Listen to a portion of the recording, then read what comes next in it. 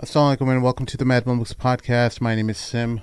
Along with me are my co-hosts, Shaykh Amir Saeed, Mahin Islam, and we have a special guest, Dr. Shaykh Dawud Walid. I don't know if you're a doctor, but we can make you a doctor today. You're honorary. You could be my shrink. Honorary doctorate. Why do you need a shrink? You got some issues going on today? You know, mental health awareness is always very important in our community these days. Many of us have a lot of issues, and you shouldn't be ashamed to go to see. The taboo days are over, ladies and gentlemen. Yeah, that's right. Shaykh Amir was used to go and talk to people and encourage them. These are like old school guys, right? Mm-hmm. And we'd hear about like, oh man, Amir's going telling the mosque board to encourage therapy and mental health, and these people, they don't understand this stuff. I thought I was crazy. Because it's like kind of like you have to know with your crowd, right? The people you're speaking to. Yeah, totally. We're all like, yeah, it's all good, you're right, but you don't want to tell those people that. But Sheikh Dawud, welcome to the show. Thank you so much for joining us and coming here. Taking time out, man. Alhamdulillah. Sheikh Walid always shows love. Sheikh Dawud Walid always shows love, man. What brings you to Chicago this time around? Well, this time while I'm here is I was involved in 2 sessions with Mass Youth. So they have an annual gathering and they're doing a training, a 3-day event for their youth leaders throughout the country. So I did one presentation relating to my book, Towards Sacred Activism, a quick run through of some important points, especially touching on LGBTQ engagement. And then the issue of us trying to keep within our parameters as far as political engagement as well. So those were the 2 things that I touched on with Mass Youth leaders. What kind of challenges are you seeing today with the kids? Well, I think there's the youth, and then there's these youth I saw at Mass Youth. So these youth at Mass Youth, who the leaders, I should say, they've gone through some tarbiyah, and these are people who, these young people who seem committed and pretty much grounded in our tradition. So that's not the overall scope or perspective why I run into going to a lot of MSAs and traveling around the country. What I really see is a battle of competing ideas within inside our young people. We have some people who come from families and the tradition, and they've been grounded in seeing being Muslim as more of a faith identity. Then there's another group of Muslims who I believe mean well, but they're more rooted in a secular worldview, secular sensibilities, and it's so subtle that they don't even know it, right? Like what informs their definitions of truth, of justice, falling into pitfalls of theological or moral relativism. And by relativism, for those who are unaware with this term in the listening audience or the viewing audience, is that the concept that someone could say under pseudo-pluralism that I have my truth and you have your truth and he has his truth and they all can be equally true. Well, first of all, that's not true. But second of all, that's also, I say it's pseudo-pluralism because will be pluralistic until you disagree with something that I feel is important. The next thing you know, you get labeled a bigot, some sort of phobe, or some sort of backwards, some other sort of pejorative. So unfortunately, a lot of our younger Muslims have fallen into this, and I've said frequently to some brothers from my generation, people in their 40s, I said, I miss the old days of we'd be on college campus and we had the old Salafi Ikhwani debates, so the Salafi Sufi debates, because at least in those old days we were operating from a common baseline of like what constitutes truth. It's the Quran and the Sunnah. Now, how we interpret that, how we interpret the application of Sunnah. Now, of course, that as far as manahij, that methodologies that differ, but at least we started from, okay, God's word is the absolute truth. the Sunnah is the second source of truth, right? But now, that isn't the absolute truth for a lot of young Muslims, unfortunately. And so there's a different type of discussion that is going on today. And that's kind of, I think that as I deal with work at CAIR Michigan relating to anti-Muslim bigotry, I mean, and that's part of what I do. But I'm also one of the imams in the community. I teach durus. I'm involved with a class that we have back in Michigan, the Futuwah class, teaching chivalry to young men. So I'm involved in doing things and traveling. But I'm more concerned about the creeping secularism and the crisis of Aqidah amongst young Muslims. I'm more concerned about that than anti-Muslim bigotry. So, I'm more concerned about that than Trump's ban or CVE. And I'm not, and those are valid concerns. by creeping secularism, you mean the inability for Muslim youth to articulate what they view as the truth, as Islam being the truth in the world. Is that what you're saying, or is that? Yeah, well, it's a secularism in terms of Western liberal thought and taking that as, which is ironic because many people rail against white people or the false ideology of white supremacy, yet have absorbed worldviews that were started by white men, right? So secularism is a construct started from Europe, right? That you could have the sacred and the profane, that you have a religious life and a secular life. Well, we have the belief in deen, and the unseen world governs the seen, right? The malakut is over the dunya, right? So like this is our belief, but that people have taken on certain sensibilities and tried to secularize Islam towards the secular notions of Western liberalism. So I give you an example. There was an article written recently in the American Conservative. I don't think that the author's any friend of ours, but he talked about in this article the secularization of Muslims. And I agree with his overall point. So he gave an example relating to hijab.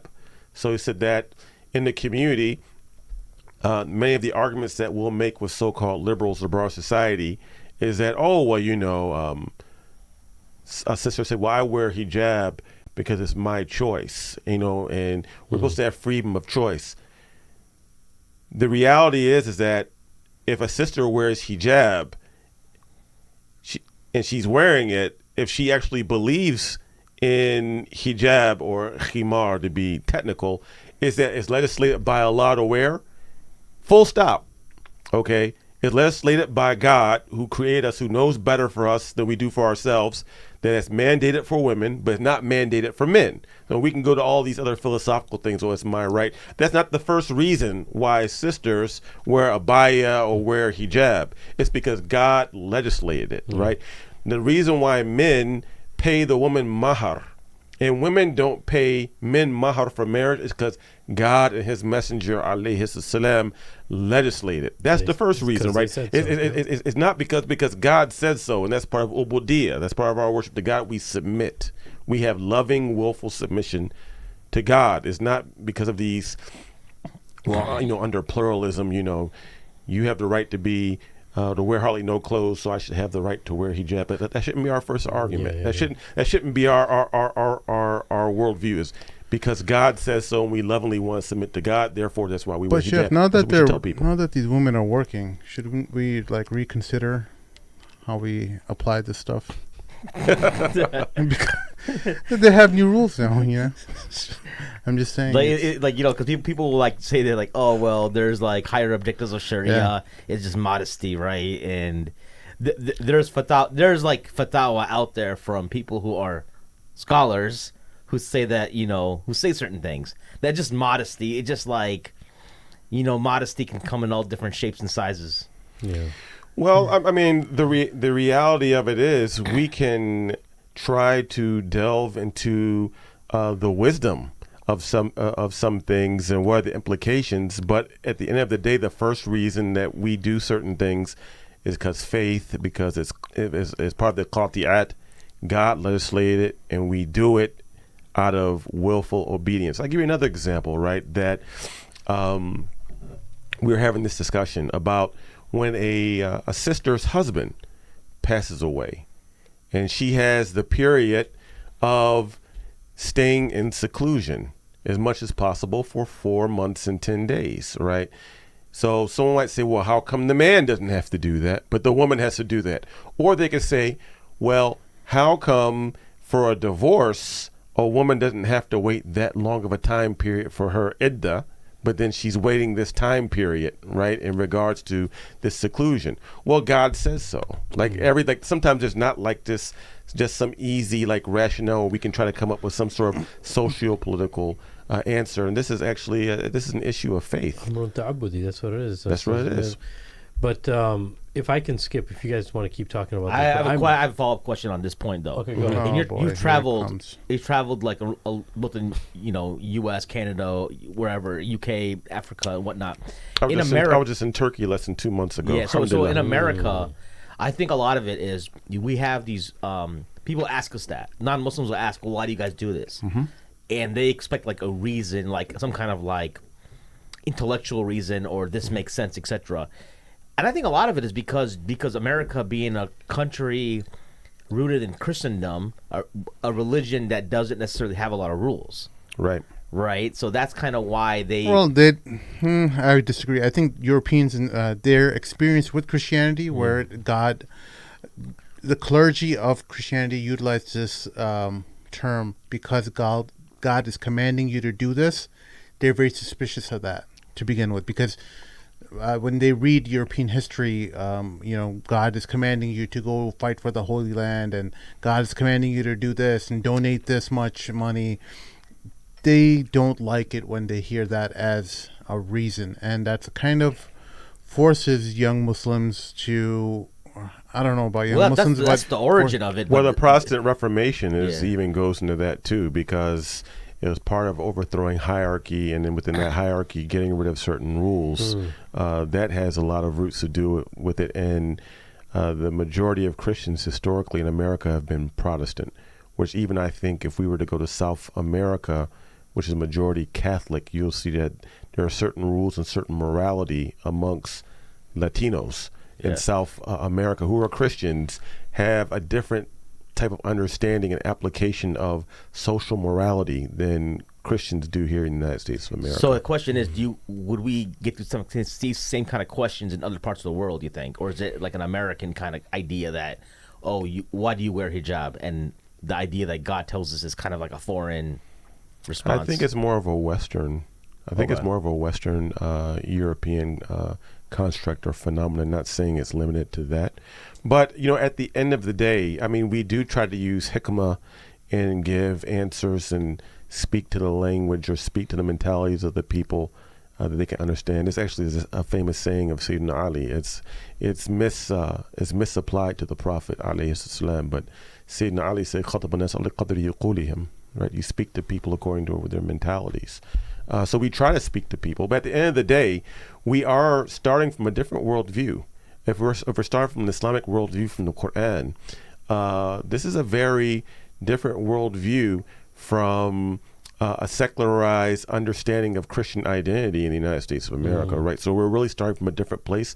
And at the end of the day, and by the way, I respect Imran Khan's speech recently at the UN, where he talked about how Islamophobia and the false framing of radical Islam and so-called Islamic terrorism, but he talked about why we love the Prophet sallallahu alaihi wasallam and how this is different in the Western concept when people make fun, like people in Western, they make fun of Isa alayhi salam, right? They make fun of you. They had Astaghfirullah a few years ago in France. They had a crucifix upside down in urine.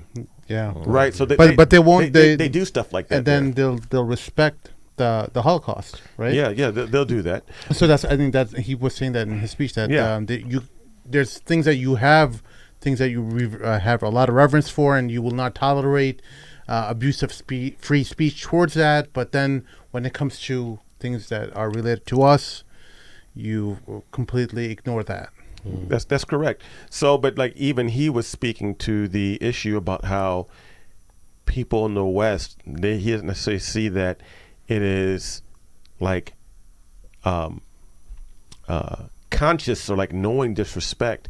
They just have a different framework of what it means to respect the sacred, right? They have a different framework. So he was trying to educate them because to them, freedom of speech, and it's gotten to the point now where so-called, except for that issue in Western Europe, but here in America, basically almost nothing is sacred anymore. Yeah, everything is free, and it's my freedom of speech rights, and even I know some people in the civil rights world, they'll even stand up for under freedom of speech, still stand up for the freedom of speech rights of the Ku Klux Klan to have a protest in the middle of an African American neighborhood, right? And we know that the whole freedom of speech thing is more unique to the United States because it's actually spelled out in their constitution, whereas the other countries, it is not. It's loosely interpreted. Like Canada has a communion that can, or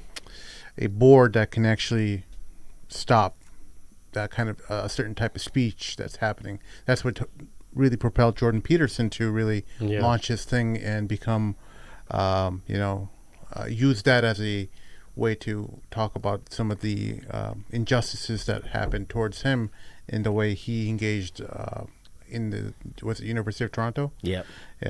But anyway, and I think similar type of tribunals are set up throughout Europe. But not to take away from your point, America is still unique, though, in its interpretation, because it's such an open-ended interpretation that anyone can totally abuse it to no end. And I don't think they know of any way to solve that dilemma, because when you apply a certain rule of criteria towards people like Alex Jones, right, who has a huge platform and he's disseminating false information, well, what they've done was, okay, what we could do is actually shut down his private media channels. And these private companies like Twitter, Facebook, YouTube have all just elected to shut him down. Like, hey, your right to freedom of speech is not guaranteed on our platform.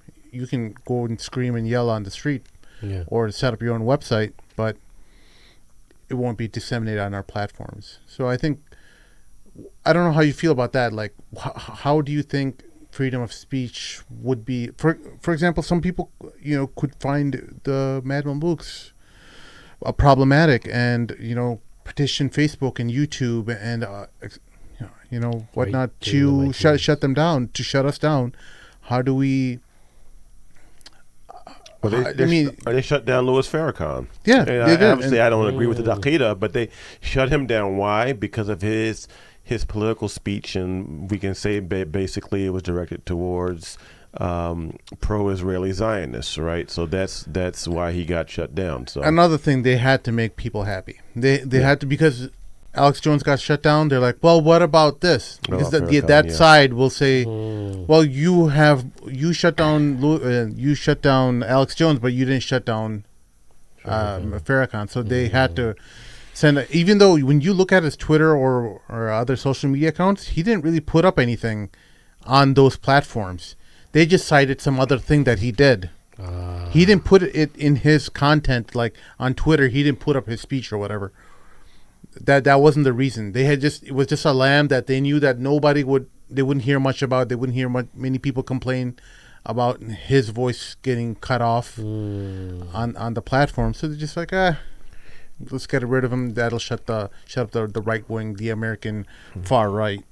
Yeah, but going back what you were saying, I think that the freedom of speech and how it is interpreted in America according to the First Amendment, it's much more liberal than Western Europe, without a doubt. I think that what's different about America is that because of the First Amendment also including freedom of religion, and how fundamentally, even though the so-called founding fathers of this country were flawed in a number of ways, they were overall religious people and respected freedom of religion, especially from the tyranny of Western Europe and state-sponsored religion, but they wanted people to have the freedom of assembly, the freedom of religious practice, whereas in Western Europe now is almost the free speech is freedom to disrespect religion, totally, because indigenous white Europeans in most Western European countries identify now as either atheists or agnostic. Like, basically, it's the Muslims are the ones who are keeping the remembrance of God and keeping religion alive in France or in the UK or in the Netherlands. Those people don't even, or even like when that big cathedral burned down in France about a year ago. Yeah, Notre Dame. Notre Dame, they were crying because they saw it as a cultural symbol. Like, people don't even go in there. There's been people that have never even gone there and said a single prayer. Right. But it's a cultural symbol to them. So it's not even about, but the freedom to disrespect religion. Yeah. So to them, they can they don't see when they're working from that framework, disrespect. They don't understand why Muslims would be upset about caricatures disrespecting the Prophet sallallahu alaihi wasallam, because they can't think on that wavelength, man. They first disrespect their own religious figures, and number two, just to be frank, in their own books, they believe, and of course we don't, na'udhu billahi min dhalik, they believe that prophets could do all types of sins. The prophets, to them, can sleep with their daughters. Their prophets can get drunk. Their prophets can send a man to get killed intentionally so he could steal his wife. Like so even their understanding of nubuwah is totally different from ours as Muslims. So I mean, how do we frame that, or in our relationship with them, without them being our neighbors and friends and things like that, where they have, and I don't want to say they, meaning each and every one, but in a general sense, in the way that they engage with us through the media, right? I don't want to. I know there's a lot of non-Muslims who listen to us who are very respectful, and they have a lot of, these characteristics of what respect means and what respect is, and respecting other cultures and figures, etc. I'm not talking about you guys. If you're listening to us, you're not those type of people. There's a type of engagement like South Park, right? That or many other comedians will utilize religious figures in a very comedic manner, in a very disrespectful manner. Is there anything, has Western society lost the element of sacredness? Is there, it seems like all these institutions are being brought down so that, and you always hear about this because you always hear this attack even from the mental health community and et cetera on this notion of shame. Because they hate that feeling like that. I always felt like shame was there as a mechanism, an internal mechanism to stop you or to bring attention to something that you might not be doing right, or there's a conflict that you haven't resolved, right? And shame was one of those mechanisms, or embarrassment, right? But from the way my wife is actually studying a lot of this stuff in her graduate studies related to mental health, and they're really being taught to deconstruct this idea of shame, that you shouldn't feel shame about anything, and it's a very open-ended and very troubling, because it's not even talking about like limiting it, it's talking about just dismantling that out of your psyche. And that's what's scary to me, that's actually pretty scary. That these mechanisms are no longer considered they're trying to change the fitrah of human beings. They're considered mental illness. Shame is considered a mental illness, and that's. Hadith of Rasulullah, if you don't have any shame, you don't have any hayat, you don't have any bashfulness, then do whatever you want. Then do whatever you want. And that's what liberalism is, though, isn't it? Everything do whatever you want. Do as long as you don't hurt me. Do whatever you want. Yeah, as long as you don't hurt somebody, even though that ends up hurting somebody, we don't realize it, but it's just very whatever's in front of you. What I'm doing right now is not hurting somebody else, but it eventually does. But you see how that plays into this whole idea of capitalism, how I talk about all the time that capitalism is me first and everyone else, right? So it's they're having this unique relationship that liberalism and capitalism has had in forming the psyche of the West, right? Me first, my economic interests, my things first. And if you happen to benefit, that's great. If I end up having to hire people to take care of, production and things like that, you end up getting a job, you end up getting promotion, you end up taking, that's great. Okay. But all that happened because of my self-interest, sprouted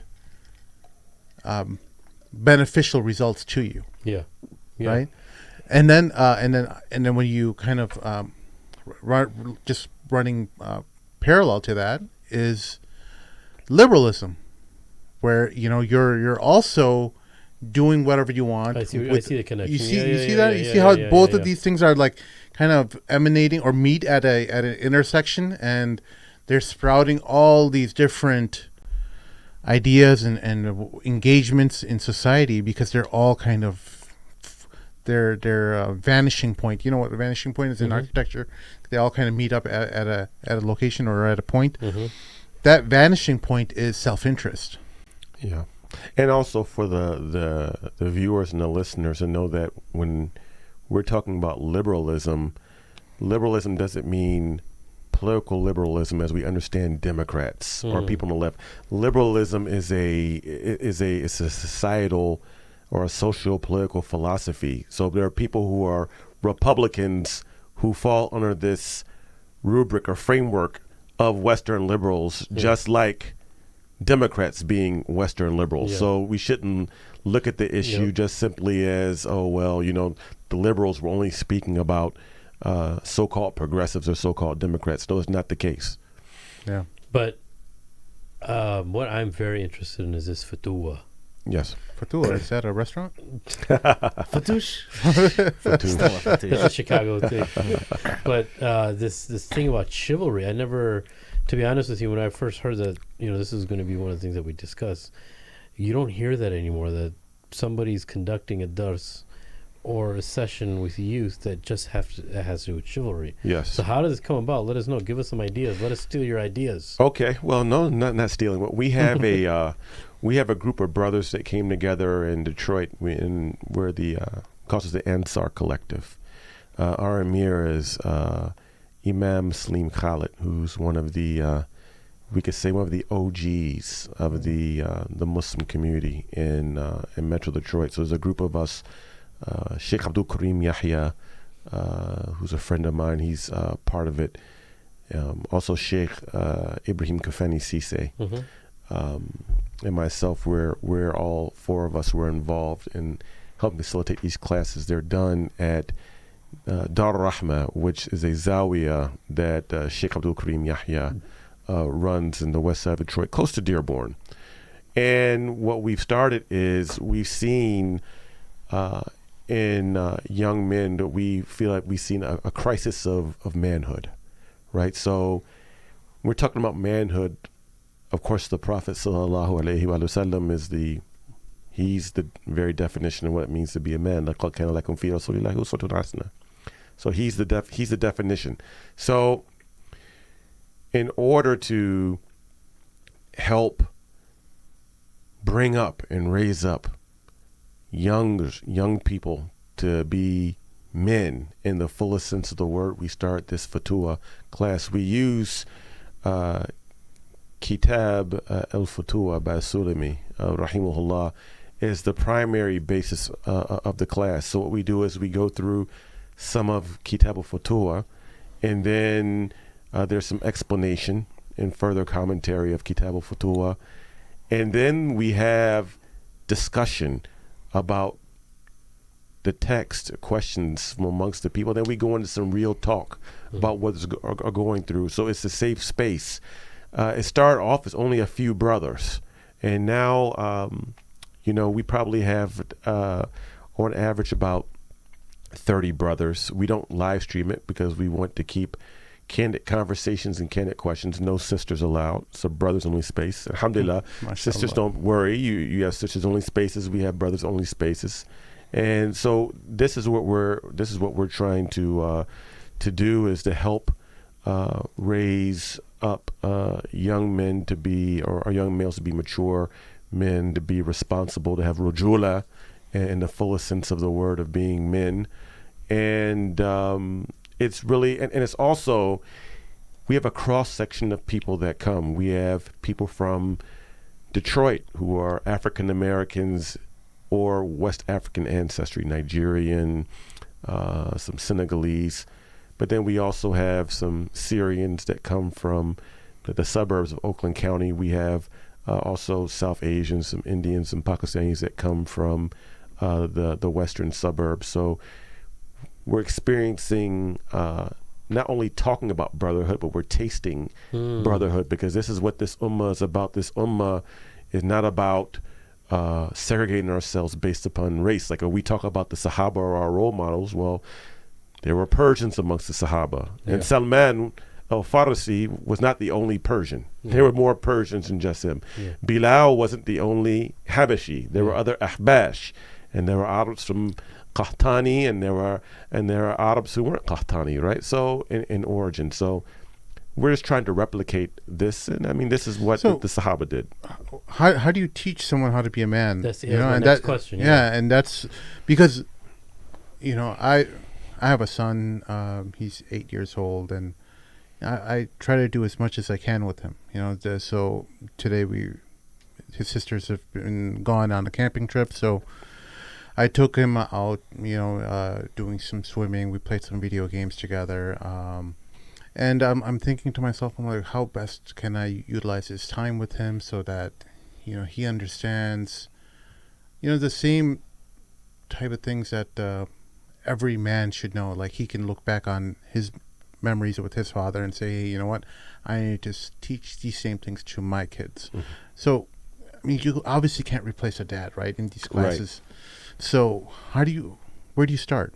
So there's a few things. So first with the actual lessons, and then there is the suhba mentorship, and then there's also community projects. So I'll just try to go through three. So one, in the tarbiyah, we have to explain to people what does it mean to be a man, and what images that we've been given of manhood that aren't under wasatiyah, or under moderation, because the response of overly passive males is not being far to the right of being a brute and being an abuser of women, right? It can't, there's something that's called the middle ground. So we try to give the middle ground and to define what is Futuwah, right? So I'll just tell one example of, because definitions are very important, and what it means to be chivalrous, right? So there is in the Muqaddamah of the introduction of Kitab al-Futuwah by Sulami, this story is also... Oh no, Muqaddamah is Ibn Khaldun. Al-Muqaddamah, the introduction to the Kitab al-Sulami, the Kitab al-Futuwah by Sulami. It's also in the same story is also in Madarij as-Salikin by Ibn Qayyim al-Jawziyah. Hold your comments, please. So there is a discussion in both of these books, both in the Sulami's book and also Ibn Qayyim al-Jawziyah. It's about a teacher and his young pupil. The teacher is Jafar ibn Muhammad as-Sadiq, a descendant of the Prophet sallallahu alaihi wasallam, one of the teachers of Imam Malik and Imam Abu Hanifa radiyallahu anhuma. And his young disciple called Shaqiq al-Balkhi. Balkh would be an area, Persian, maybe, I guess it'd be in modern day Afghanistan today. So the student is trying to, in a didactical session, trying to question, the teacher's questioning the student to see how the student understands the lessons. Mm-hmm. So he says to Shaqiq al-Balkhi, Ma al-Futuwah. What is Futuwah? What is chivalry, right? So Shaqiq says, when we are given, we show shukr, we show gratitude. But when we are denied, we show patience. Jafar as-Sadiq's response was, the dogs of Medina do that. The dogs in Medina do that. Now let's stop. Showing gratitude is something that we should do, because even the Quran says that if you show gratitude, you will be increased. Yeah. Right. So this is good, but he's talking about a maqam higher than that, level, a spiritual station higher than that. That is something that is necessary. If we're shown, if we want to be increased, we show gratitude. And the Prophet also said, alayhi salam, la yashkurullah min la yashkurun nas. He doesn't thank people. I'll get to that. I'm just giving some background so the listeners won't be confused either. Because this is a deeper spiritual reality of growing, of what Futuwah is, or what chivalry is. It's a higher maqam. Just like we have iman, we also have ihsan, which is a higher maqam than iman. So whoever doesn't thank people doesn't really show appreciation to God. This is what our Prophet said, alayhi salam, in authentic tradition. So anyway, Jafar Sadiq tells Shaqiq that the dogs in Medina do that. So if I pay a picture, if you give a dog some water or give a dog a bone, the dog will come and start wagging its tail, right? The dog will show happiness.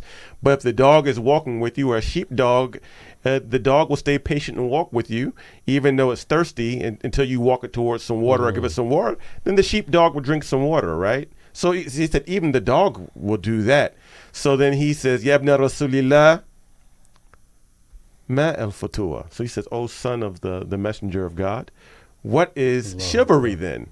And he said, when we are given, we give it away. Ithar. We give it away. We prefer others over ourselves. But when we are refused, then we show gratitude. When we are denied, we show gratitude.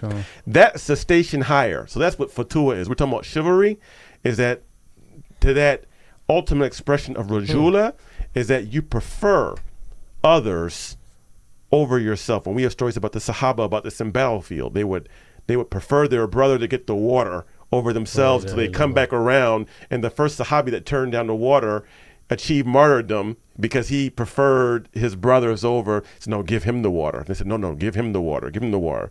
They all didn't want the water. But when manhood, this is especially important when we're talking about the grown man's responsibility and how he should deal with women, right? We should prefer our women folk to feel protected, and we put our lives on the line of our safety to make sure our women are protected.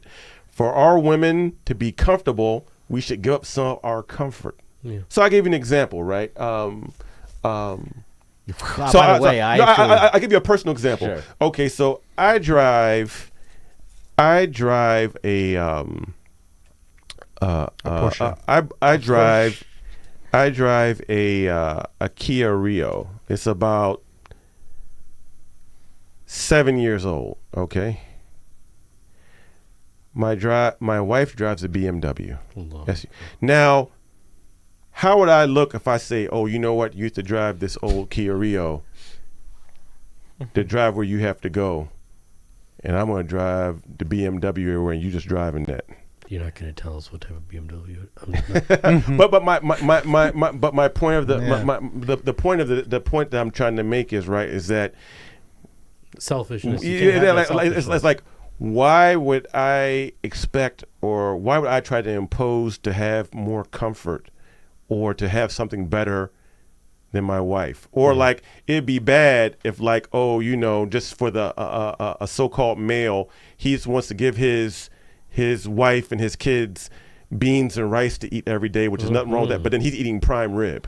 Yeah, I got you. Right? Like that's if it should be the other way around. And the Prophet sallallahu alaihi wasallam, he would make sure that other people would actually have better food.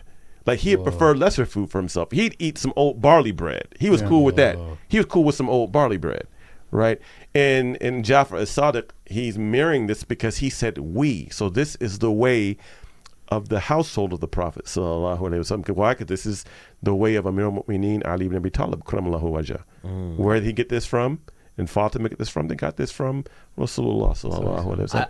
I breathed a sigh of relief because before you started talking about the women folk and you were talking about the brothers, I was like, does that mean I gotta like hope that Michigan beats Ohio State? I prefer Sheikh Dawud over me. Oh man! And I was like, when you moved into like the women folk, I'm like, all right, good, I'm good. Or you could interpret that as women folk, as Michigan State being, or Michigan being women folk. My wife went to another school, alhamdulillah. Yes, that's just. But again, that's just trying to paint a picture of like chivalry of.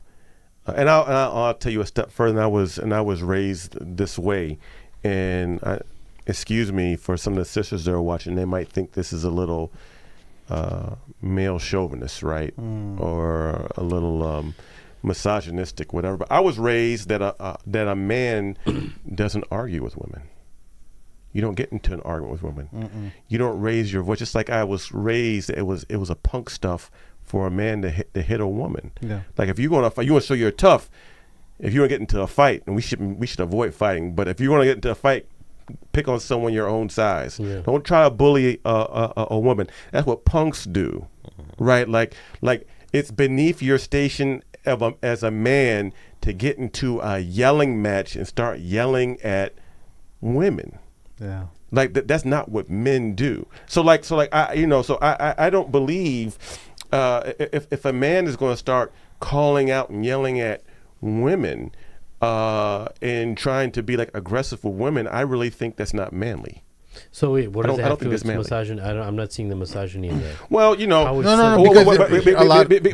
because someone will say, because men and women are supposed to be equal in all things, then a man shouldn't show that type of deference to a woman. So by me saying that, I'm trying to elevate or give men some sort of status higher than women, because by implication, So and actually I have heard that before. That's why. I'm saying I've heard that where someone said that was what I'm saying is kind of like a chauvinistic worldview under gender equality. So how would a chivalrous man deal with an unruly woman? You don't respond to him. Don't talk to him at all. No, because you should know what the bait is. I don't want Sheikh to get in trouble, but I know he's throwing something that could possibly get the Sheikh in trouble. But okay. No, I'm just. Got your back. But no, I mean, he's showing his chivalry. I'll take the bullet for the Sheikh. You can disagree, but if it's something that beyond a shadow of a doubt that you're right in, then just walk away and let things dissipate. And 9 times out of 10, the person or your wife, to be more specific, when they calm down, they say, well, I didn't look at it that way. Yeah. Right. Or perhaps, you were right. I didn't see it that way. Right. But the thing is, if we in general get into those types of those types of beefs or those types of verbal fisticuffs with women, then a lot of that stuff is not really about the truth. It's really about nefs. It is. It's really a nefsani, right? It's egoism, right? So then, if that's the case, then that's like an inner Fir'aun trying to like show dominance over an Asiya. If I can just paint that type of picture, I don't need to. You can be a man and not try to lord over your wife or try to bully your wife or dominate your wife, because then that's nothing but ego. I gotta put this woman in her place. I gotta show her who the man is. No, that's not actually manly. So we have to like try to reframe some things. I don't think that it's manly. And that's just my view. That's how I was raised. That's how I read the text. I don't see in the Siratul Nabawiyah, I don't see our Prophet sallallahu alaihi wasallam behaving that. I don't see Abu Bakr Siddiq behaving like that. I don't see Ali ibn Abi Talib behaving like that with Fatima. Like I don't see that. Sure, I understand that too, but there's also the problem with our sisters too, where sometimes they know how to push our buttons. They know every weakness of ours. They know how to completely break a man down and show him like, look, this ugliness, this is you. You see, everyone around here, they might be kissing your finger, or kissing your ring. Yeah. But I know you, and I know all your weaknesses, and this is who you really are. And that's when you resort to polygamy jokes. That's exactly when you start those. But one thing though, man, what I realized about that is the older I get, like you said, there's people in society that respect you a lot, but your wife, nobody knows you better than your wife, and nobody knows the wife better than the husband. But that's there. I personally believe, like at my age now, I personally believe that's Allah subhanahu wa ta'ala putting somebody there to put you back in your place. That's right. That's I 100%. I firmly believe that. Oh, without a doubt. Because your wife can see through so much stuff that other people don't see, and she and that's from Allah, man. That's actually a favor from Allah to keep you grounded. So if you were to have somebody tell you, point out all of your mistakes. Let's just there's talk a joke about that. I understand that and everything, but they can also be a little bit more nicer about doing that. But also regarding to the ego is not as if we are right all the times with our wives, and we need to take a step back and decompress, and we too can find. You know what, honey, you were right. And there's nothing. And that's a hard thing to do sometimes. It's a hard. That's part of chivalry. You're right. But exactly, that's part of Futuwah. That's part of chivalry, right? So it's taking your nafs out of the way and putting that person first. And that's why with Allah Subhanahu wa Taala, the khutbah of marriage. It's all three verses are about taqwa. It's all because you're not going to be able to conduct yourself if you don't have consciousness of Allah Subhanahu wa Taala. That's true. Because you have to put the consciousness of Allah before your authority of somebody who's of the house, the Amir of the house. You got to put all that aside sometimes, and you just gotta, you just have to take those words. You gotta take it for the team. I mean, look. Sometimes your kids are around, man. You don't have to get around like yes. In the words of the great Bill Burr, every once in a while, make us a sandwich. We'll remember it 5 years later. That one time that you made us a sandwich. We'll remember that. But one thing I was really interested about the project. You said you guys do projects too. Yes. How's something that can? Because I'm really considering something like this too. Okay, so there's a number of things that we do. So first of all, like with the, we have a list of sisters in the community who are older or single mothers. So what we do is when it snows, we'll have a couple of the younger brothers. We'll go out to each home and shovel the sidewalks and shovel the driveways of these sisters. So that's one thing that we do. There's issues of also food delivery. We also do we'll go and have them and we'll do security. Like we'll have community events that do security. And now we're starting another phase.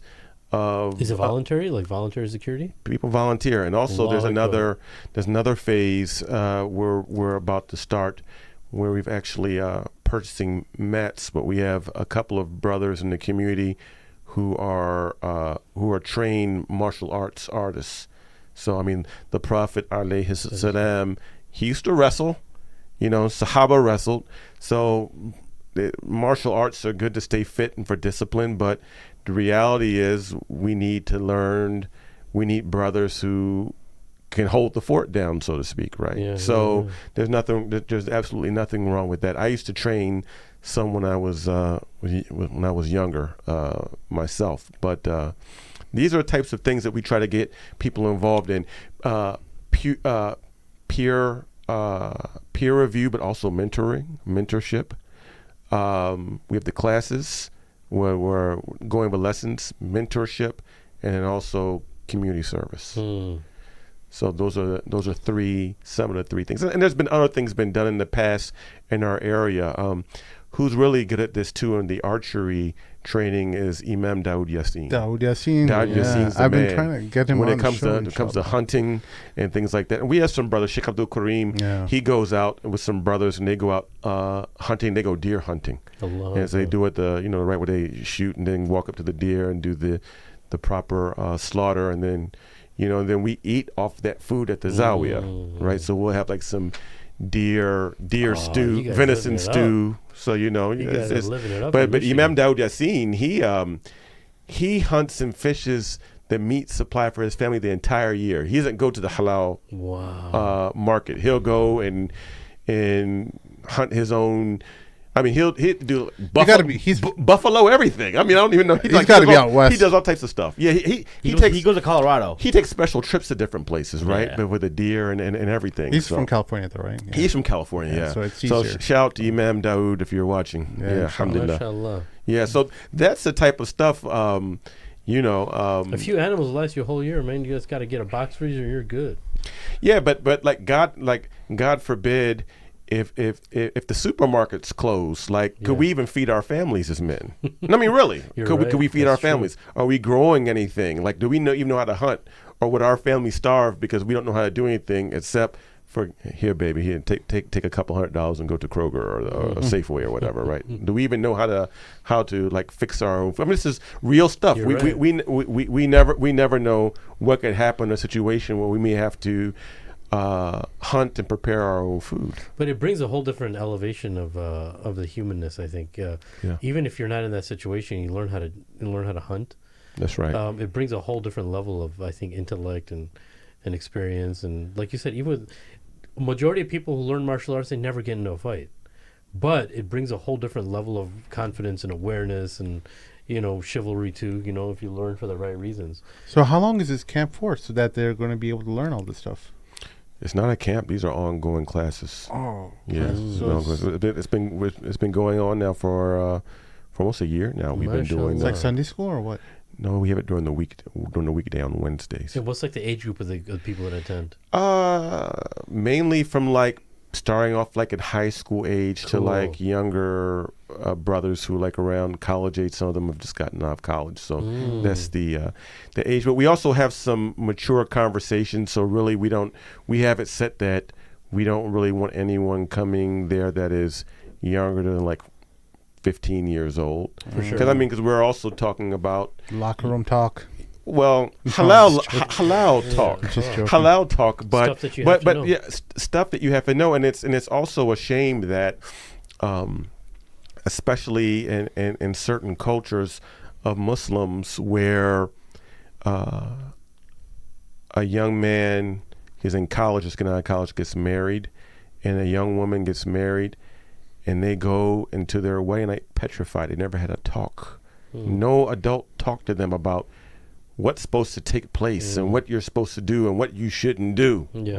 Like so, hey, that's to be talked about, and there's fiqh around that. And the Prophet, alayhi salam, he was so open, and this is a call to the shuyukh who are watching, that we should try to be more open, especially with the young men, that they feel comfortable enough to ask us these types of questions. We know there was one of the shabab that came to the Prophet sallallahu alaihi wasallam and asked for him to give him permission to make zina. If he was that human and down to earth, that this youth felt so comfortable. So, Messenger of Allah, give me permission to fornicate, right?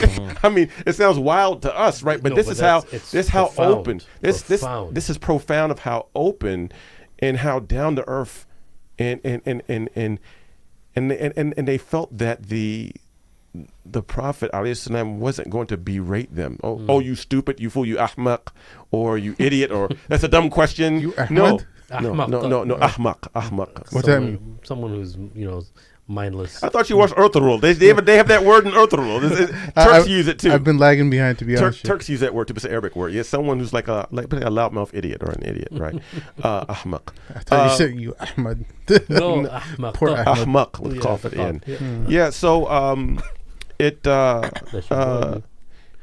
so we need to have, just like with this young teen, he asked this question. Our teenagers should be able to come to us, or we should be able to feel open. Okay, you know what, young man or son, this is how men and women should behave with each other when they're not married. When they're married, and then you need to do this, and you need to take care of your hygiene regarding this. And then, when you're with a woman, you go this way, but you don't go that way. You understand what I'm saying? So that has to be told. And that's the beautiful thing about it. Has to be man. told. If you learn fiqh at a young age, I have to teach my 9th graders fiqh, and obviously we have to learn about what requires a ghusl and what breaks your wudu. Exactly. If you let them know that on a very Islamic level, and sometimes they think that they're doing something wrong because we're talking about that stuff. Yeah. Like, man, this is the deen, the matters of deen. We can't have shy. There's no being ambiguous, or we're going to learn something wrong. Or you have some scenarios. One sheikh told me one time that one of the ulama from the West Coast hit him up and was like, "Hey sheikh, I got a problem. I got one of my clients or one of the brothers here got married, and he hadn't consummated marriage in 2 years." What? Yeah. Like they were just like they didn't know what the heck they were doing. Exactly. You know what I'm saying? So it is like. Whoa. Huh. I haven't heard that long, but I know of a case of like 2 months. Yeah. Like they got married, young couple, both The like shyness around, or what? like Taboo, feel too yeah, guilty. like he felt like he didn't know what to do and didn't want to like embarrass himself, and then like she didn't know how to like she felt like it wasn't womanly to like try to initiate something or to like or to get it, to get it popping. No, I'm serious. I'm serious. This happened. This happened. Yeah, almost. This happened. I know it's happened with a Yemeni couple. So Wow. like there has to be education. Has to be talked about. Education is important. It has to be talked about. And if we don't talk about it, either we have this extreme or it could be another extreme. Then where they learn about sexuality, they learn about from rap music. They'll learn about from Cardi B. They'll learn about from the LGBTQ. from they'll learn about from the Shiatin and going on porno sites, right? Yeah. Shiatin? These so-called Shayateen. smartphones. Shayatin. I heard Shiatin. I heard Shiatin too. No, I wouldn't say that. No sectarianism. No, I didn't say it. Shayatin. I think that is a website though.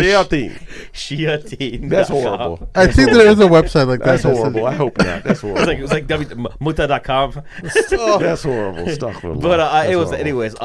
What's your this with chivalry here is one thing. There's also this talk of what's called toxic masculinity, right? Yeah. Do you see that as a problem in the community, or do you think that's fake news? I don't like the framework toxic masculinity because I know that it derives from a secular framework. We don't have this type of nomenclature or language in our tradition. I think we're too quick to borrow other people's vernacular, other people's nomenclature or wording. Well said, brother. that comes from an epistemology that does not recognize the oneness of God and the prophetic life of Nabi Muhammad alayhi salam. So that sets it problematic. But what I do think is that we do have males in the Muslim community who don't know how to show emotion in a healthy way. And I'll just give you an example. I was at Albany, New York last weekend, and there was a conference at the El Hidayah Center. May Allah preserve Sheikh Jafar. We're putting that on. And I was talking in an all-male session, and I was talking about how our beloved, salawatullahi wasallamu alayhi wa alihi, how he said that if you love your brother, then inform him. If you love your brother, inform him. I said, so what about your wife, who's your twin half? So you have people who are married, and the husband will never even tell his wife that he loves her. He won't. He can't even articulate it. That to show that type of emotion, or to show some softness with his wife, that is, he doesn't know how to do it, or it's seen as a sign of weakness. For example, I'll give another example. Oh, I mentioned this hadith, for instance, also, that we know the hadith of the grandson of the Prophet, Al-Hasan ibn Ali, anhuma, was young. He came into a gathering, and the Prophet ﷺ kissed him. And we know there was a Sahabi there who said, I have 10 sons. I've never kissed any one of them a day in my life. Our Prophet ﷺ said, Man la yarham la yarham. Whoever doesn't show compassion, they don't receive compassion. Right? So it's like, so things like this, like, I don't like that terminology that's used, but there is something in us where some of our men don't know how to show affection. And if they view that showing affection to the little ones are showing affection to their wife is somehow a sign of weakness. And I think that's a problem. I think that needs to be unlearned. But I won't use that term toxic masculinity, but that comes from a Very well said, that brother. comes from a framework. I don't agree with comes that from framework. the critical theory people. Yeah, It's I don't all agree with that. the Marxists who made up all these terms related to privilege and what else? What else is there? I like it when Mahin answers. Helps me out. Help me out here. What other terms? But if you have kids that are going to be watching this test, White supremacy, privilege. White knighting, is that one of the terms? No. White knighting is something that the opposite made fun I of. just learned what that was today when we were driving over here. I hadn't even heard of like a white knight. Like I'm behind. Oh, you never heard of it? I never heard of a white knight. We got to get you red pill, bro. Yeah. Where's our friend? No, but like, because I think a lot of it comes from. So I'm. It's interesting you said that because, like, to clarify, those brothers are only soft when it comes to like with their spouses, probably in a sexualized manner. Only when they're trying to like get it, you know. They may not even be soft. We know our Prophet sallallahu alaihi wasallam is a hadith. Some people question whether it's sound or not, but he says like, don't ride your woman like a beast. Yeah. No, you like in other words, that's the hadith supposed to have some foreplay. Yeah. Like you shouldn't just be trying Just to jump mount. into her like an animal, Jump your wife like you're jumping on top of a horse or a camel. I think we had the opposite problem these days, Sheikh. I'm just saying, from what I know, I'm not talking about the immigrant community. I'm just talking about the born and bred over here, the people who are identify as Americans. I think there's the men have lost that masculinity to actually even take initiative, and I'm not saying like, you know, they put too much choice in the woman's hand. And I'm not saying like they're not courting. They don't even like. They don't make the effort because they would rather do it to themselves. That's just, if I could make it delicate for our audience. Yeah, they want to take care of themselves, take care of their desires themselves, rather than, you know, it's too much work to, you know, court my wife or whatever, you know. I see what you're saying. okay. It's too much of a headache, I you know. don't think I understand what you're saying. Do I understand? Do I understand what you're saying? He's pure. He's trying to be very discreet without like being obvious. They want to take care of their needs rather than self-medicate. I just as soon as I thought self-medicate for some I'm trying to think of the right word. That's horrible. It starts with the M. Yes. Yeah. Astaghfirullah. We need Mort here. But Mort just says it like, shut up. Oh, this is what you're saying. I'm trying to be respectful. If it was just me and Mort, we would have just said but it. as far no, go ahead. But toxic masculinity, I think people when they talk about it, because you see it, there's all these terms you learn about if you're on social media, right? I think if like we wouldn't know any of this stuff if it wasn't for like Twitter or Facebook, mainly Twitter. But like when people post stuff about like, so it's like they're seen as a group of brothers who like kind of attack sisters all the time, or always like whether we're refuting sisters, or some sisters can't get married and brothers are like, well, that's because you went and got a career and all this stuff, and they're like just piling reactionary. That's reactionary. There's a lot of that, so that people refer to that as toxic masculinity is what I'm seeing. Okay. Have you seen this one video? I want to share this. Can you put it up on here on the screen? What is this? And I'm gonna the viewers on YouTube can see this, so we'll talk about it as. Are we live right now? No, we're not live. No, we're not live, but we can still do stuff without being live. Yeah. Quick point of privilege. Quick point of personal privilege. Yes. Guys, first of all, James Jackson, Sacramento, he, him. Point of privilege. Can we please keep the chatter to a minimum? I'm one of the people who's very, very prone to sensory overload. There's a lot of whispering and chatter going on. It's making it very difficult for me to focus. Please, can we just, I know we're all fresh and ready to go, but can we please just keep the chatter to a minimum? It's affecting my ability to focus. Thank you. Thank you, comrade. Okay, Comrade. Is there a speaker against name, chapter, pronoun? Point of personal privilege. Yes. Please do not use gendered language to address everyone. This is real? Okay. Quick point of privilege once again. Hi, James Jackson, Sacramento DSA, he, him.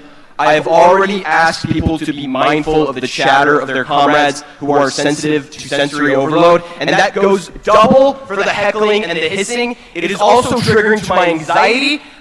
Like, the be comradely isn't just for like, let's keep things simple or whatever. It's so that Can you believe it? Get triggered and so that it doesn't This affect their performance exists. as a delegate. Okay, It's not just your Twitter, need dude. to express yourself is important, but your need to express yourself should not trump or come on, like, man. I see that no one's clapping for me. It could be because I'm not engaging, but it also is because everyone's doing this. And that's really important because those loud bursts of noise, this is a noisy space, we can do something like reducing that. That's really important. So please don't clap, shoot up these. We have a lot of disabled comrades. They don't like clapping. And a lot of those are invisible disabilities. You don't know who it is that is having a more difficult time navigating this space, and this space was not created with all their needs in mind. So it's up to us to modify that space to make sure that everybody's able to move in the ways that they need to move. And additionally, with the noise issue, like avoid hissing, avoid waving banners, right? Because there's all sorts of things. You don't know what to do, show up these, right? I'm sure there's lots of ways that we can people who are communicate watching to each or other listening without on needing the to rely on podcast, something. they don't like clapping, so they're saying wave your hands and wiggle your Quiet rooms fingers. that are available, there's a range of options of these, right? Please don't go in that space with anything that's like an aggressive scent, for instance, right? We don't want to put people in stressful situations that they don't consent to, right? And there are right-wing infiltrators who are trying to get in here, but it's going to be really traumatic for people if we're not making an affirmative effort to de-escalate each other and de-escalate ourselves, right? Take a deep breath. Feel better before you say anything. Don't really talk to anybody who doesn't have a credential, especially if you claim to be from the press. You have no idea who that person is. Please do not talk to anybody who identifies themselves as a member of the press without having credentials. Don't talk to cops. Don't talk to MAGA assholes. We're almost there. But thank you. We are going to be visited tomorrow by some MAGA protesters. Is there anybody here who's done abortion clinic escort work? By all means, don't talk to cops if there are cops there for any reason at all, right? And if you do see someone talking to cops, let the marshals know. We are safe and we are strong because there's power in collective work. Wow. This is the nuttiness that is on the college campuses. This is not. I know a lot of people try to dismiss the Mad Mamluks for saying, "Oh, you know what? You guys just talking about Twitter wars." And so, someone left our. Heard you do that voice before. That was interesting. Oh, you didn't hear this voice? Like I make a lot of impressions. I'm surprised you don't. It's kind of uncomfortable. Don't do that anymore. Well, at least I don't do that. But anyway, I wanted. Yeah, they relegate our discussions that they just talk about stuff that's happening on Twitter. No, this is real stuff that's happening on college campuses that's around the country. Almost made me puke, man. That's weird. Point of privilege. Can we get a booth at that convention next year? Oh my god. One thing that I wanted to really know is as far as the Futuwah class, or this initiative, how did you start off? Like, did you just announce it in the masjid? Did you have flyers? I know it sounds very elementary, but because I really want to know, what type of feedback do you get when you make an announcement about this? Is it at Jummah, and like, do people they get confused because there's nothing like this? There were no advertisements at Khabat al-Jummah, any masjid in the area. It was basically word of mouth, and as well as online advertisement. So, Sheikh Abdul Karim has students. We all have our own students or circles of influence. We let people know, and people. There are regulars that come, and then there's some other people who just pop in. So the cool thing is the majority of the people you already know, and they've already been working on something, so you're just taking them to another level. Yeah, but some of them actually a couple of brothers, alhamdulillah, they weren't Muslim. They were brought to the Futuwah gatherings by their Muslim friends, and we've had a couple of people in recent months take Shahada and become Muslim. They set in through the Futuwah classes as non-Muslims, and they accepted the deen. Wow. So, I mean, look, people are looking for many people in our society feel like that men are being emasculated. I just say it like that. Mm-hmm. There's an emasculation of men, and many of these young men, they like everyone likes the hero story, and that's part of chivalry. Like if we look at the old Star Wars, Luke Skywalker, the old Star Wars, chivalry, right? If we look at the Matrix, chivalry, like you see like these things, it's in our fitra anyway, right? So when they're exposed to it, they're inclined towards it. So I think that these efforts can be replicated in different areas, and we're I can speak for myself. I know Sheikh Abdul Karim is very busy doing things there, but I'm sure that he wouldn't mind traveling somewhere as well, and Sheikh Kafani as well. But we could come to different areas and do like a weekend training or a weekend program to kick off something locally in the area. That's beautiful. So we can we definitely can do that. And I also suggest that the sisters should have something similar for young ladies, of course, to raise them up to being young women. And this is one thing I'll say too is, and this may be controversial to some people, but barring, or let's put some of the problematic issues of Aqidah to the side, I'm speaking more of a racial background. The Nation of Islam, the old Nation of Islam, that Mr. Elijah Muhammad was a part of, that Malcolm X got cleaned up under, and so many other people before they came to the Sunnah, Imam Siraj Wahaj, that was the best program for teaching chivalry, manhood, and womanhood in the history of America for African Americans. And really, they gave a roadmap about uprightness, adab, discipline, chivalry that we could use throughout the Muslim community. We just take out point number 12. Allah came in the person of a master Farad Muhammad. Take out the other point about resurrection. Take out the point about the white man being the devil. But those classes and what they taught in the discipline, 100%. It's on point, and that's one thing too that people and some of the radicals don't talk about regarding Malcolm X. Yeah, Malcolm X had a critique for global imperialism and what Western nations were doing, colonializing the Muslim world in Africa. He had a critique on racism in the United States of America and police brutality, what black people went through with slavery. He definitely had a critique of those things. Those are outward things.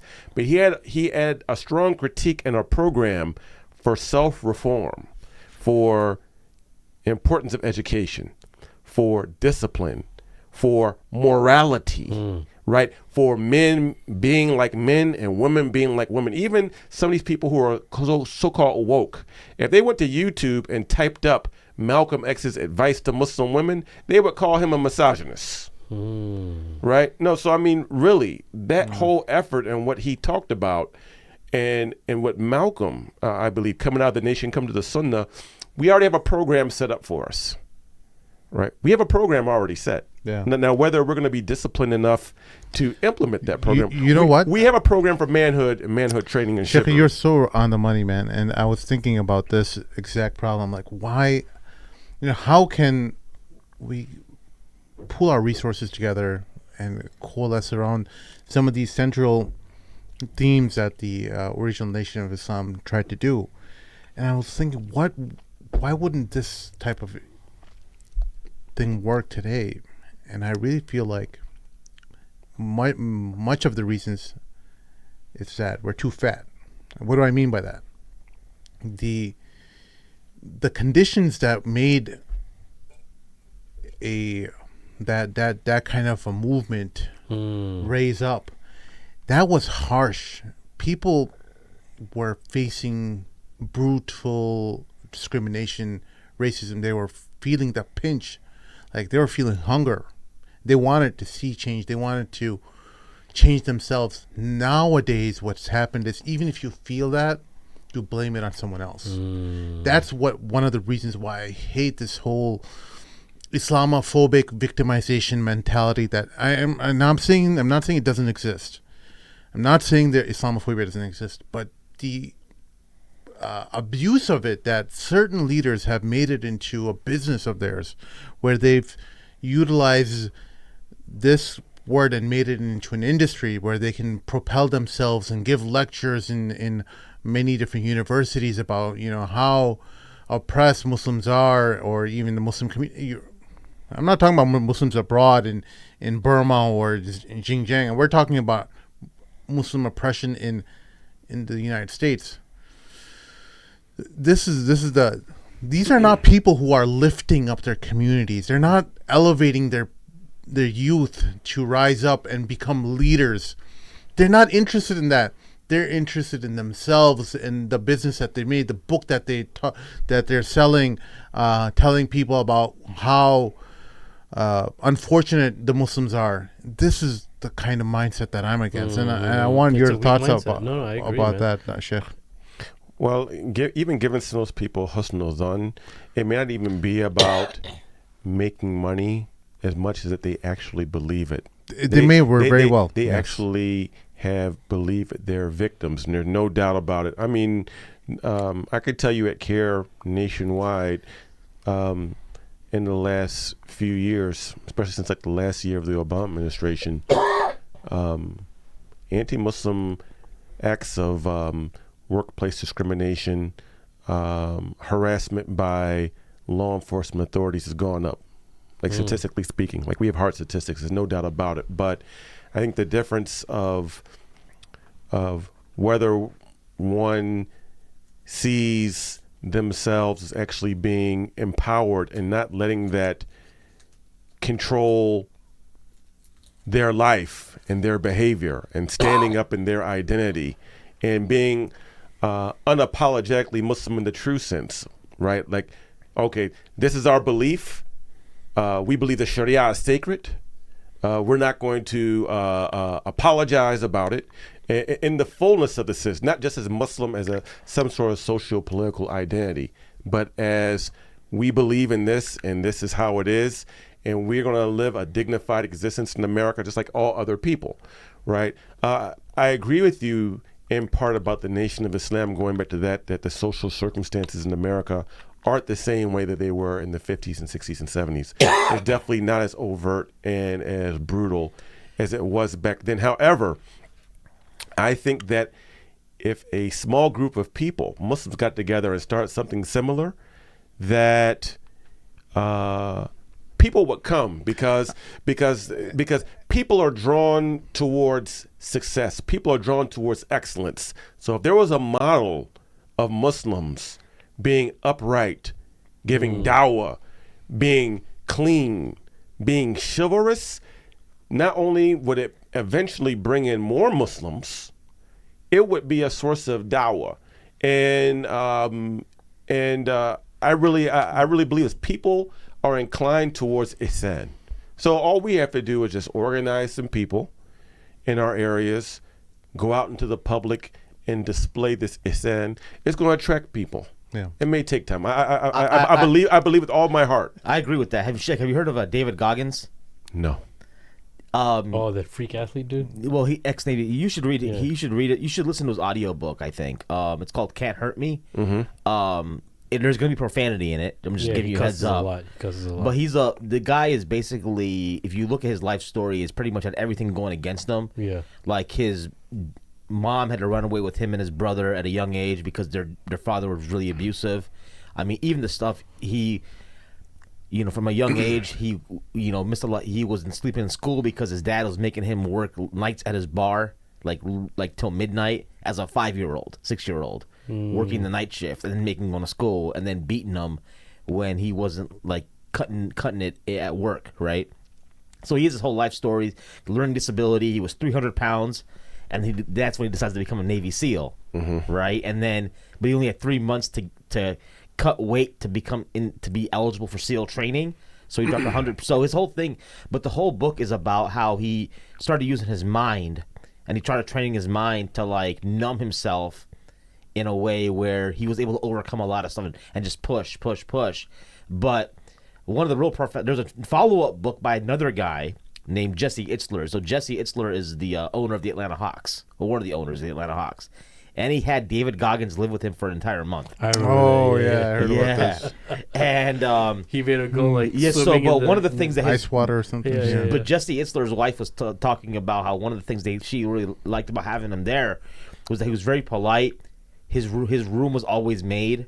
Like the workers who used to come, the maids, would never have anything to clean in his room because he'd always take care of it, right? Because he had the discipline he had learned, and he just talked about like in his book about how no matter how you're feeling, if there's something that has to get done, you just do it, right? Don't get like, don't be a. That's what he would say all the time. Don't be a. That was the teachings of Mr. Muhammad and what Malcolm preached even back then. There's a famous saying where he said, "Do for self or suffer the consequences." So if we're sitting around waiting for other people to do for us what we should be doing for ourselves, I think this is like insane. And like if we're expecting as Muslims, if we're expecting all the non-Muslims to stand up for us as Muslims without us doing something for ourselves under the rubric of intersectionality, right? Like many of these people are looking at us as some sort of like social political wedge group that they can use. They don't. There are good people amongst them, but as far as like our actual like creed and like what is sacred to us, many of them believe that is misogynist and sexist and homophobic too. Right? So like if we're expecting for them to save us or to help show us the way to being empowered in America, then we're sadly mistaken. Right? And unfortunately, we as a community, I believe that many of us have been so quick to want to get underneath someone else's umbrella, or we're so quick to sit at someone else's table that we have forgotten that we're supposed to be the leaders. We're supposed to be the best community. So instead of us wanting to sit at someone else's table to get scraps from their table, wherever they want to feed us, why don't we build our own table of excellence and do for self and invite people to come to our table? Right. But that takes confidence. That takes understanding who we are. And that takes men to do that. Right? I see men, Sheikh Muhammad Yahya, Sheikh Muhammad bin Yahya al-Ninawi, Hafidhullah. I love that man. He's a director of Medina Institute down in Georgia. Right? And what he talks about and what he stresses in regards to this issue that we're talking about, I would encourage people to go back and actually listen to some of the Sheikh's messages in talking about the importance of us spiritually refining ourselves and having that self-confidence and being respectful at the same time, but standing up in true rajula. So what the Sheikh says is that we don't need more dhukur, we need more rijal. So we don't need more males, we need more men. This is the point I'm getting what the Sheikh says. And he said this more than one time. And he's talking about rijal in the truest sense. So for those listening, dhukur in plural means males. Rijal in plural means men, right? So fiqhi speaking, you can be male and then get to a level of mukallaf, and then you could be considered a rajul. You can see an outward male, or outward man, right?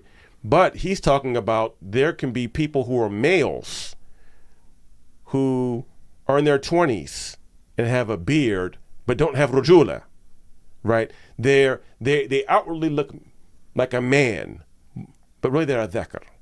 They're a male. Just a male, yeah. They're a male. They don't really constitute, embody what it is to be a man. And a real man stands up and does something for himself. They're even the hadith, and I get to this too.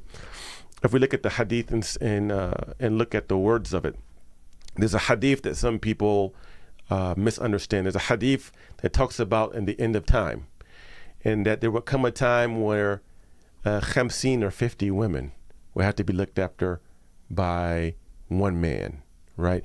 It doesn't say one male, rajul qayyim, right? It's one upright man. Wow. It's one upright. It doesn't say there's going to be 50 women to every one male. It's 50 women to one specific type of man. And see, people miss that nuance. It's not as if there has to be this big gap between proportionality or percentage between male and female, but it's talking about That's usually women. talked about. Yeah. But talk women, and then what it means to be a real man, right?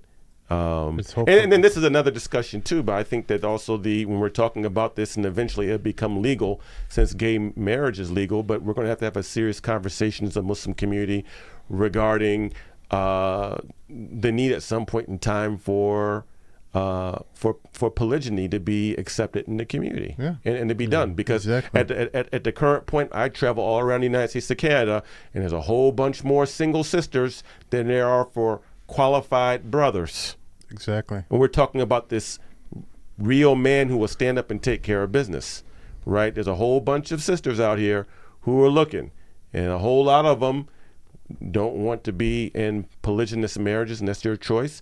But some of them want to be, and they should not be castigated or looked at as trying to be a home wrecker or trying to steal someone's wife, someone's husband, God forbid, right? So we have to be more mature and talk about this and be real. 100%. And be real. You know, I mean, that's exactly what's happening with a lot of the sisters, is that they have forgotten what desperation is like. Even it's not even desperation, but even how fortunate their situation is. You know, to make another sister feel like, you know, oh, you're lesser by being a second wife, right? Well, some of them even say that they'd rather just be single their whole lives. And that's their. I don't think they're honest, though. But I think if the right man came along, they would accept it. I think if the right man of the right level of masculinity, someone who was able to take care of her, and alongside another, I think they would. I think something some people say as like a social cue. You know, they don't really necessarily really mean it, but they're supposed to say that type of language. Yeah, because the society speaking, it's not really them speaking. And some sisters maybe don't really want to get married or feel like they're okay, though I think that can cause problems later on in life, especially when they get up in age. But what I see is another problem of some sisters are willing, in order to claim they have a man to themselves, are willing to be involved in the impermissible over the permissible. So what do I mean? Although it's not legal in the United States of America, polygyny is permissible, right? What is completely impermissible by the ijma of the Sunnis, of the Shi'is, of the Badis, is for a Muslim woman to marry a non-Muslim man. But now we have issues. And in fact, just to be even clearer, we don't even recognize those marriages. Those marriages are considered, they're not marriages, they're batila. Yeah. And every day they're together and they sleep together, they're committing zina. Yeah. Right. And that's it, right? So there are some sisters who are willing, in order to say they don't want to be alone, or so-called there's no good Muslim men, would rather marry a Hindu, so-called marry a Hindu. Yeah. It's not marriage according to Islam. Be with a Christian, be with a Jewish individual. That is more favorable than actually what the Prophet sallallahu alaihi wasallam actually lived, or what Sayyidina Ali lived, or what Sayyidina Bilal. Right? We're talking about great men, or we can go to the Tabi'in and other people who did this, and they weren't abusive with their wives, right? Did you hear what my daughter said? I don't know if you follow my Facebook, but my daughter said, Muslim men, she's explaining to her 8-year-old brother, Muslim men can marry Christians and Jews, but not Greeks. They believe in Zeus. Oh, I read that. That was hilarious. That was hilarious. I'd be dying. But now, at the same time, you mentioned that I won't perform a marriage of a Muslim brother marrying a Christian or Jewish woman. Oh, you won't do that anymore? I've never done it, and I won't do it because I'm not going to do something in the masjid that I consider to be makruh. And I consider these marriages, and at this point in time, to be makruh. And this relates to the position of Umar ibn Khattab, when he was Khalifa, and there were two of the companions. One was Hudayfa al-Yaman, was one of them, and he married a woman from the people of the book. And as soon as Omar found out, he said, "You need to divorce her," right? And Hudayfa asked why, and Omar had a concern that if these prominent Sahaba were going out and they were marrying these women of the book, that there would be lonely unmarried women. They were Muslim. Yeah, they were Muslim, and back in Medina, right? So I don't think that any Muslim man has any business with the social conditions of going out chasing after chasing after kitabiyat. This is my view. There's a rationale behind that. I would like to say that black and white maybe it might not be the best, because I've seen many brothers, or not many, but at least my own cousin. Let me talk about that. He married a Latina sister who was Christian, and she accepted Islam recently. And I was like, subhanAllah, after a year of being married, she accepted Islam. And it's a funny story behind that. She's like, it's a Jummah, right? He's wakes up and she wants to go and become Muslim. She's like, hey, I want to become Muslim now. I really feel. He's like, can we wait till next Jummah? Are you serious? I know the funny is I know your cousin. He's so funny. I love dude. him so much, man. He's a sweetheart. I love him so much. Can you wait till next Jummah? I'm tired. Sheikh though, but I mean, and alhamdulillah, I'm glad that worked out, and I'm sure there's a whole bunch of shuyukh who will do perform those marriages. I just don't do it. Yeah. And Shaykh Amir, hook me up, bro. Sheikh, I actually want to go back to your point about like how the sisters who marry non-Muslim men, and they have some justification behind it, which technically is not marriage, right? Yeah. So on the Blood Brothers podcast, they had Sheikh Asrar Rashid on recently. If y'all think that was an awesome episode, by the way. I didn't watch that one, but I've watched one of their episodes. Shout out to Blood Brothers. I'm going to be in the UK on giving 3 lectures in the beginning of November. Maybe I'll run across them, inshallah. Yeah, maybe they can get you on the show. But Bedford. Yeah, Sheikh Asrar was talking about how a lot of even like LGBT these issues, which we look at as maybe fiqh issues, are actually theological issues, because the sister themselves has some theological deficiency, right? So her operating system is like faulty, and therefore she is okay with that kind of stuff, but not okay with the sunnah. You know what I'm saying? That's what he was talking about. I was like, that's kind of that. So I think that's really what's happening. That's the core issue, is like not their, because their faith itself is like real shaky. They're cultural Muslims, which that doesn't even make any sense. Yeah. Like that term cultural Muslim is like an oxymoron, because it's like I have a friend, this guy I used to work with, this Asian dude I used to work with, but he almost thinks he's been like close to making shahada for like 5 years now. I'm still working on him, but he's always, whenever I tell him about, like, he asks, we'll run across somebody who's like Muslim ethnically, like, from a Muslim family, and he'd be like, hey, Mahin, is that person like a non-practicing Muslim? And then I'm like, yeah, I don't think he prays. And so he's like, he still doesn't understand his idea, because he's like, Muslim by definition is one who submits to God. So how can someone be a non-practicing submitter to God? It's like he sounds clearer than some of the Muslims. Yeah, right. As Sheikh Yusuf Esses would say, it'd be like, I was like, I'm a farmer, but I don't farm. Yeah. Right. Guys, we're last question. Go ahead. Yes. So can you give us some? You gave us some scenarios of how someone who's chivalrous, how they act. But is there like something that someone's like, you know what? I want to know like 5 ways in daily life how I can be, chivalrous. What are some chivalry filled things that a man should know? You know what I'm saying? One thing is, you give first, and that's beautiful. But Jafar Sadiq radiallahu anh said, but what is it that somebody, in their normal daily life that they just don't realize is chivalrous, and they can just start doing, like becoming more chivalrous? Okay. Certain acts of kindness could be considered types of chivalry, and some of these even used to be part of American culture. For instance, I'll give you an example of something that that I do. Right? Okay. If I'm driving the car, and first I'm going to the car, open the door for my wife. My wife then sits down. I get in the car.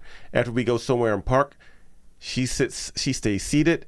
I get out of the car, and then I go to her door, and I open the door for her, and I grab her hand to help her out of the car. I don't know. You will not believe my wife. I drop her off. This is what my predicament. Okay. You have to understand. I take her to the front of the store at Target. Like, you know what? I'm going to look out for you. Drop you off right there, right at the entrance. I'll go park the car. Don't worry. You don't have to walk. Oh, you do this so you don't want to be seen with me. This is what we're operating with, Chef. This is what we're operating She's with. probably just joking. Yeah, I think she's. I think she's. There's a little truth in there, though, even though. It's okay, Sim. I think It's she's. all right. I think she's probably joking. Something else, like He didn't even take him seriously. I like that. I like that. I like that. so something else. And if you're a Muslim, if you're a Muslim and you're like showing yourself with proper decorum, you shouldn't scare people. So, like for instance, if you're at a shopping area or a grocery store and you see an old lady by herself pushing her stuff to the car, excuse me, ma'am, I'll help you with that. I've never had an old person get scared when I've done, or I've trained my son to do it. Like I have an 18-year-old son. He'll just go up randomly and just like say, I'll help you with that. Like that's something that's just an act of chivalry, right? It's not something that has to be done, but it's something that's just something from chivalry, for instance. On the flip side, old people can be volatile, so be careful. Oh, sure they can. Especially the Vietnam vets. Yeah, but that's again, that's why you ask permission. Yeah, you can't say you can't like scream Allahu Akbar first. No. That will scare them. That's good. Those are simple things that work. Yeah, something or something else simple. Let's say there's someone who's and you see someone who's on the side of the road and they're begging and they say, I need some food. And you have yourself that halal pizza that you drove so far to get. And you see this person is hungry and you believe them to be hungry. And even though you want this pizza, but you know you could go back home and make yourself a sandwich, and you see this person that is starving right here who's most likely homeless, and you roll on the window and say, well, I don't have any money, but would you take some food? They were like, yeah, I haven't eaten since yesterday. And you give them your pizza. You don't eat. You don't eat one slice of your pizza. I would go home and make that serious. sandwich and go and give that sandwich to that guy. No, I'm serious. This goes back to something. We'll talk about when we're talking about the chivalry. The grandfather of Jafar Sadiq, one of the leader of the Tabi'in in Medina. And I'll close with this. This is narrated in Sifat al-Safwa by Ibn al-Jawzi, and also Hilyatul Awliya by Abu Nu'aym al-Isfahani. This story. So Ali ibn Hussein, or known as Zain al-Abidin, what he would do is he would get food and he would conceal his identity. And in the middle of the night, he would go to the 100 homes and drop off some food at 100 homes, something for the families to have something to eat. And the people, and it's not as if his family was feasting. He was taking his risk that Allah gave him, and he could have been eating a lot much better, but he fed 100 people 100 homes. And the people, because he concealed his identity, they didn't know it was him. He passed away on the 25th of Muharram in Medina. And the next day came, the people didn't get their food. They prayed Zainul Abidin's janazah. The next day came, they didn't get their food. The third day came to get their food, and they realized that was Zainul Abidin who was the one that was feeding us the whole time. That's ikhlas. That and that's chivalry. So we have so many great stories amongst the Sahaba, the Tabi'een, our righteous Salaf, the Awliya Allah. We have so many heroes about what it means to be a man. And we have heroes of what it means to be a woman, right? We just need to talk about these more in the spirit of love, and to try to walk and embody these in the best we can. And when we do this, then our daughters will have men that will treat them respectfully, the way we would expect our daughters to be treated. We have to raise these boys to be men. I have a daughter 12 years old, right? I want someone that's raised going to treat her respectfully, right? And that's what we all want, right? So we have to start raising these boys to be men, to treat our daughters, and if not our biological daughters, the daughters of the ummah, because we want our women folk to feel honored, to feel loved, and to feel protected. And if the women of the ummah don't feel protected, it's not the fault of white supremacists, it's not fault of racists, it's our fault as men, as Muslim men. It's our fault. 100%. On that note, Jazakallah khair. Wa yakum. Sheikh Dawud. Please help us out on patreon.com/the Mad Mamluks. Sheikh, anything else that you have that you would like to let our listeners know? Any tour dates or anything? Any projects, any initiatives?